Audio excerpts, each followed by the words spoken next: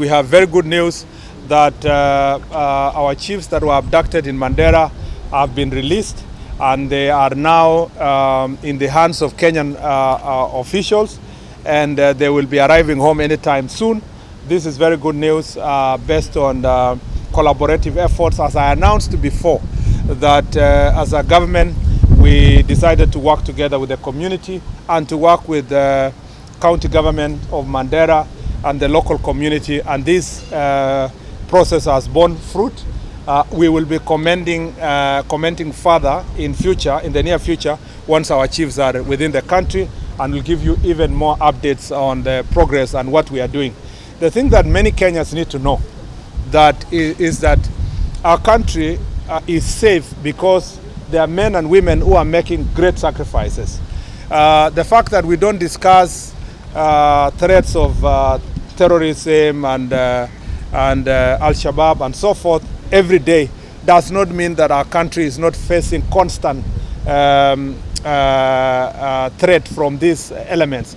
It means, the real meaning is that the men and women who have gone out there working in the field, especially along our borders, are doing a fantastic job to protect the rest of us.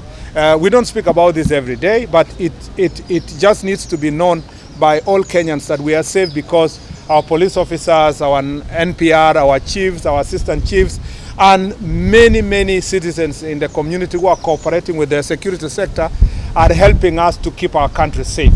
And therefore, we will be making a statement in the next few days in detail on the progress of that issue. The security situation generally in the country is safe. We are stable as a nation. We are the best in terms of dealing with our security issues. You know that the challenges that have been in the coast region for many years, and as a country as a large, is dealing with issues of gangs, from MRC to the Panga boys. And once in a while, or in a particular season, you will see a resurgence of gangs in the region, and that will form strongly part of my presence here. I have been briefed by the security team, and they have already told me some of the things, that interventions that they need us to do at the national level, but also what they are already doing in this area to make sure that they contain this problem. And general other issues of security, including the safety of our tourists in this region. You know that is very important for us. There has been in the past reported concerns that we want to scale up our protection of our tourist facilities in the region, but there is no cause for alarm. There was recently some false alarm about the dangers faced by our tourists, but I have been briefed accordingly. The situation that occurred is nothing to worry us. It is containable. The other issue is to look at the welfare of our officers who are serving. Again, you know that one of the things that is of great concern to us as a ministry is to ensure that the offices where our officers work in, their accommodation, the vehicles that they are using, and the facilitation in terms of issues of mobility is of great importance to us. We want to hear and listen to them and see how best we can intervene to make sure that their welfare is catered for. I am very concerned as a CS on matters of working hours for police officers, working conditions for security officers, and their mental health, particularly with incidences being reported of cases of police officers taking their own lives or lives of their colleagues or their families because of mental health challenges. That is a matter of great concern to us. The other issue that we want to look at critically in the entire coast region is the question of drug abuse and drug and substance abuse. We know that in the past also there has been a great challenge in this region in terms of drug abuse, and many young people have been affected. Again, a lot of work has gone into it. I want to listen to the progress that has been made beyond the security briefs that we already have, and to listen to the grassroots leaders, particularly the assistant chiefs and the chiefs, on what other strategies we are going to put in place and what support they require from us to make sure that we get rid of drug and drug abuse issues in the region. Land issues in coast region is is a matter of great concern, and it is an area that is causing conflict, particularly people who are invading private property of individuals in this region. My concern here is to make sure that from a security perspective, what are some of the areas of intervention that we can be able to help to resolve these land issues, or to ensure that these issues are being resolved through law and order, particularly court processes and alternative dispute resolution mechanism that is peaceful to keep our people safe. And some of these land issues have created conflict, and also conflict among communities. Pastoralists vis-a-vis those who are farmers has created conflict in areas like Taita Taveta and Tana River and Lamu. Part of the reason why we are dealing with gangs here is to make sure that there is no place in the Republic of Kenya where we will allow any goons or gangs to invade any facility, whether it's a church, whether it is a school, whether it is a street. This country must be led by the rule of law. And injustice anywhere is injustice everywhere. We are not going to allow extrajudicial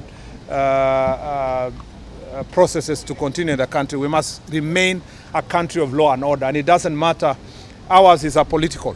We do not subscribe to any political side. Ours is to make sure that everybody can exercise their right freely across the country without being hindered, as long as they are going about it peacefully.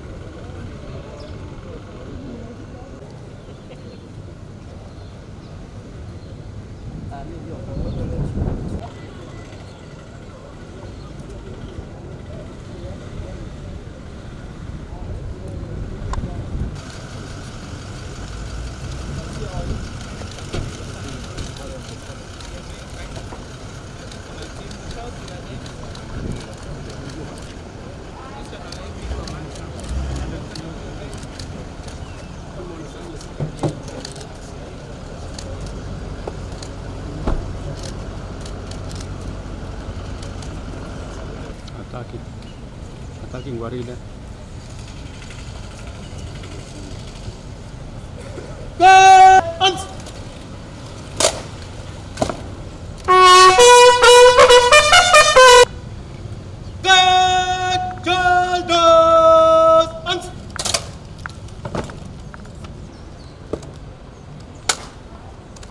Good morning, sir. The quarter guard is formed up and ready for inspection. Sir!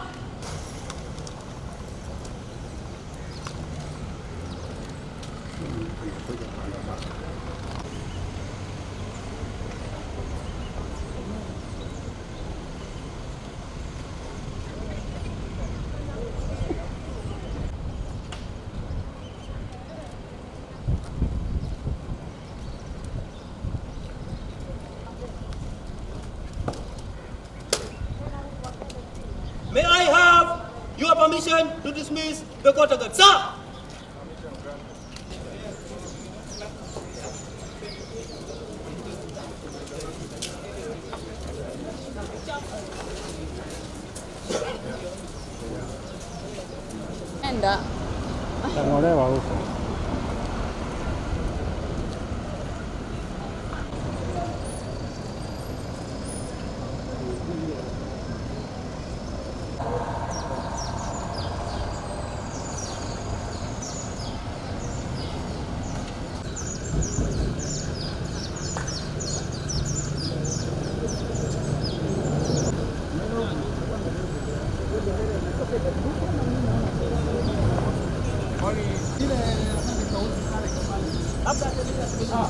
Olha, não, aí. Gauzinho.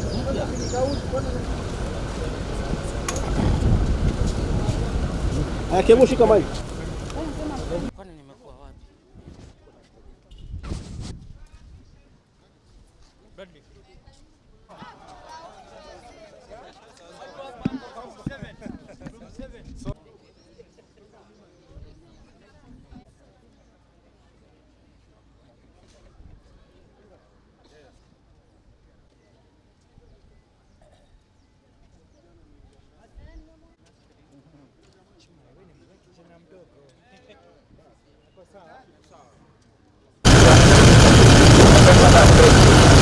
Asanteni sana. Tutaongea baadaye.